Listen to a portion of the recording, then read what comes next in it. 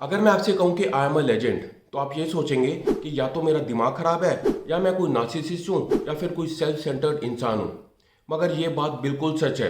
अगर आप ये वीडियो एंड तक देखेंगे तो आप ये जान जाएंगे।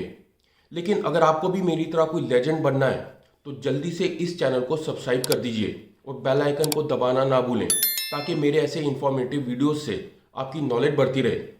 तो चलिए इस वीडियो की शुरुआत करते हैं। दिल्ली एनसीआर के लोग घुट घुट कर मर रहे हैं और मैं दावे के साथ कह सकता हूँ कि मर रहे थे, मर रहे हैं और मरते रहेंगे, क्योंकि पॉलिटिशियंस, नेशनल ग्रीन ट्रिब्यूनल और मीडिया सब लोग हमें मिलकर बेवकूफ़ बना रहे हैं। यहाँ के लोग जैसे गैस चैम्बर में रह रहे हैं, इतना सीवियर पॉल्यूशन है। मगर सॉल्यूशन तो दूर, किसी को ये भी नहीं पता कि आखिर इस प्रॉब्लम की वजह क्या है। कुछ लोग कहते हैं कि ये सब क्रॉप बर्निंग की वजह से है, कुछ लोग कहते हैं कि रोड डस्ट की वजह से है, कुछ लोग कहते हैं कि दिवाली की वजह से है, तो कुछ लोग कंस्ट्रक्शन या इंडस्ट्रीज को एक वजह मानते हैं। सभी पॉलिटिकल पार्टीज एक दूसरे पे ब्लेम लगाने पे तुली हैं। कांग्रेस कहती है कि इसके लिए बीजेपी जिम्मेवार है, बीजेपी कहती है कि इसके लिए आप जिम्मेवार है, और आप कहती है कि उसे छोड़कर सारी दुनिया जिम्मेवार है। अगर आपको ये देखना हो कि पॉल्यूशन कितना खतरनाक है, अगर आपके घर में कोई एयर प्योरीफायर है तो एक बार ज़रा उसके अंदर झांक के देख लेना। Delhi is one of the most polluted cities in the world, मगर किसी को कोई फ़र्क नहीं पड़ता। दुख की बात तो यह है कि पॉल्यूशन को हमारे पॉलिटिशियंस कोई इशू मानते ही नहीं। एयर क्वालिटी इंडेक्स या फिर AQI सारे इमरजेंसी लेवल्स को तोड़कर रॉकेट की तरह ऊंचाइयां छू रहा है। लैंडसेट रिपोर्ट 2017 के अनुसार पॉल्यूशन किल 1.24 मिलियन इंडियंस। इसका मतलब है ओबेसिटी, डायबिटीज और लिकर कंजम्पशन से भी ज़्यादा लोग पॉल्यूशन से मरते हैं। पूरी दुनिया में पॉल्यूशन एक सीरियस इशू है, मगर हमारे यहाँ तो पॉलिटिशियन सिर्फ अपने वोट बैंक, इलेक्शंस, हिंदू मुस्लिम, मंदिर मस्जिद, इन्हीं सब चीज़ों में उलझे रहते हैं। कभी भी कोई पॉलिटिकल पार्टी आकर ये नहीं कहती कि हमें आपकी चिंता है, आपके फेफड़ों की चिंता है, आपके बच्चे खतरे में है या फिर आपका फ्यूचर खतरे में है। दिल्ली की हवा में सांस लेना ऐसे है जैसे आप हर रोज़ 10 से 15 सिगरेटें फूक रहे हैं। आजकल एक जोक बहुत ज़्यादा वायरल हो रहा है, Men smoke cigarettes, real men smoke cigars, but legend sent Delhi NCR। हर साल नवंबर के महीने में दिवाली के आसपास दिल्ली के 3 करोड़ लोग इस जहरीली हवा में सांस लेते हैं। AQI 400 से ऊपर पहुंच जाता है, जो सीवियर कैटेगरी होता है। सारे स्कूल बंद कर दिए जाते हैं, कंस्ट्रक्शन एक्टिविटीज़ पर रोक लगा दी जाती है। लोगों से कहा जाता है कि वो वर्क फ्रॉम होम करें, बच्चों से कहा जाता है कि वो घर से बाहर ना निकलें, और इवन पॉलिसी इम्प्लीमेंट कर दी जाती है। जिंदगी पूरी तरह से थम जाती है इस दम घोटू हवा में। अब हम एक एक करके दिल्ली के पोल्यूशन के मुख्य कारणों को समझते हैं। सबसे पहला और मुख्य कारण है स्टबल बर्निंग या फिर पराली को जलाना। आखिर पराली क्या होता है? कोई भी फसल जब कटती है तो उसका जो हिस्सा बचता है उसे पराली कहते हैं। आप जब स्कूल में थे तो आपको पढ़ाया गया होगा कि 2 तरह के क्रॉप होते हैं, खारिफ और रेबी। सितंबर और अक्टूबर के महीने में खारिफ क्रॉप की उगाई होती है और अक्टूबर के अंत में खारिफ क्रॉप को काटा जाता है, और 15 नवंबर से रेबी क्रॉप की तैयारी शुरू होती है। तो ये जो 1 से 15 नवंबर के बीच का समय होता है या जो विंडो होती है, इस बीच में खारिफ क्रॉप को तैयार करके उसको काट के अगले रेबी क्रॉप की तैयारी करनी होती है। तो इसीलिए बहुत ज़रूरी होता है कि खारिफ क्रॉप के बाद जो पराली बढ़ती है उसे किसी भी तरह से हटाया जाए। दिल्ली की जोग्राफिकल पोजीशन ऐसी है कि वो एक लैंडलॉक्ड स्टेट है। उसके एक तरफ हरियाणा है, एक तरफ उत्तर प्रदेश है, और पंजाब भी ज़्यादा दूर नहीं है। तो 1 से 15 नवंबर के बीच में जब भी इन तीनों स्टेट्स के खेतों में पराली जलती है तो उसका धुआं दिल्ली में आता है। इस हवा में पार्टिकुलेट मैटर PM 2.5 होता है। PM 2.5 का मतलब वो पार्टिकल्स जिनका डायमीटर 2.5 मिलीमीटर से भी कम होता है। ये PM 2.5 पॉल्यूशन का मुख्य कारण और हेल्थ के लिए सबसे ज़्यादा घातक होते हैं। ये पार्टिकल्स इतने छोटे होते हैं कि आपकी बॉडी में बड़ी आराम से एंटर हो सकते हैं, आपके रेस्पिरेटरी सिस्टम में घुस जाते हैं और वहाँ से आपकी ब्लड स्ट्रीम में मिल जाते हैं, जिससे आपको कई तरह की बीमारियों का सामना करना पड़ सकता है, जिनके बारे में हम आगे बात करेंगे। दिल्ली NCR में PM 2.5 के लेवल्स WHO के प्रिस्क्राइब्ड लेवल से 6 गुना ज़्यादा होते हैं। इससे आप अंदाज़ा लगा सकते हैं कि दिल्ली NCR की हवा कितनी ज़्यादा पॉल्यूटेड होती है। मगर अब सवाल उठता है कि आखिर सर्दियों में ही इतना ज़्यादा बुरा हाल क्यों होता है, गर्मियों में ऐसा क्यों नहीं होता? तो ऐसा इसलिए होता है क्योंकि सर्दियों में हवा ज़्यादा ऊपर नहीं उठ पाती, वो एक ही जगह पर सेटल हो जाती है, इससे एमिशंस और ज़्यादा बढ़ जाते हैं और एयर पोल्यूशन और ज़्यादा खराब हो जाता है। दिल्ली एनसीआर के पोल्यूशन का दूसरा कारण है व्हीकल एमिशंस। PM 2.5 के एमिशंस में ये व्हीकल्स 28% कंट्रीब्यूट करते हैं। नाइट्रोजन ऑक्साइड और कार्बन मोनोऑक्साइड जैसी पॉइजनस गैसेस में इन व्हीकल्स का 80% कंट्रीब्यूशन रहता है। दिल्ली में करीब 1 करोड़ 20 लाख व्हीकल्स हैं और इनमें से ज़्यादातर पुराने हैं जो और भी ज़्यादा एमिशंस करते हैं। तीसरा कारण है इंडस्ट्रियल पोल्यूशन। दिल्ली में कई जगहों पर इंडस्ट्रियल क्लस्टर्स हैं।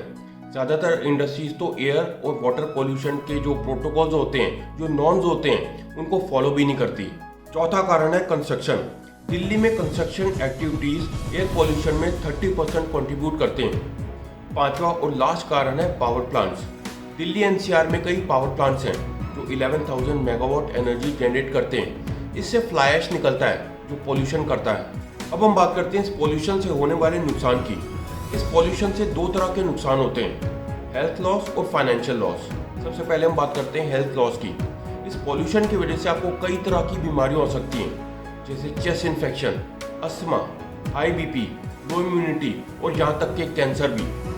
बच्चे इस पॉल्यूशन की वजह से इचिंग की शिकायत करते हैं। कई लोग अपनी लाल आंखों के साथ ऑफिस जाते हैं। इस पॉल्यूशन का सबसे ज़्यादा खतरा उनको है जो आउटडोर रहते हैं, जैसे delivery agents, traffic controllers, rickshaw pullers, street vendors या फिर पेट्रोल फिलिंग स्टेशन का स्टाफ। 2020 में दिल्ली में कोविड से भी ज़्यादा मौतें इस पॉल्यूशन की वजह से हुई थी। यहाँ पर रहने वाले हर 3 में से 1 बच्चे को अस्थमा है। अब हम बात करते हैं फाइनेंशियल लॉस की। इस पॉल्यूशन की वजह से हर साल भारत को 5.4% GDP का नुकसान होता है। एसोचैम की एक रिपोर्ट के अनुसार कई कंपनियां जो दिल्ली में हैं वो अपना बेस दूसरे शहरों में शिफ्ट करने की सोच रही हैं, जैसे बेंगलुरु या फिर मुंबई। अब जाहिर सी बात है, अगर ऐसी बड़ी बड़ी कंपनियां दिल्ली से बाहर जाएंगी तो यहाँ की इकोनॉमी को तो बहुत ज़्यादा नुकसान होगा। अब सवाल उठता है कि आखिर किसान पराली को जलाते क्यों हैं? क्या कोई और ऑप्शन नहीं होता? बिल्कुल होता है, CRM या फिर क्रॉप रेसिडुअल मशीन्स। अब यहाँ पर 3 तरह के लोगों का पर्सपेक्टिव जानना बहुत ज़रूरी हो जाता है। सबसे पहले किसान, दूसरा गवर्नमेंट ऑफिशियल्स और तीसरा गवर्नमेंट। अगर हम किसानों की माने तो उनके पास पराली को जलाने के अलावा कोई और ऑप्शन नहीं है। उनका कहना है कि हम पराली इसलिए जलाते हैं क्योंकि हमें अपने पैसे बचाने होते हैं, और दूसरा कि हमें रैबी की क्रॉपिंग या फिर उगाई समय पर चाहिए होती है।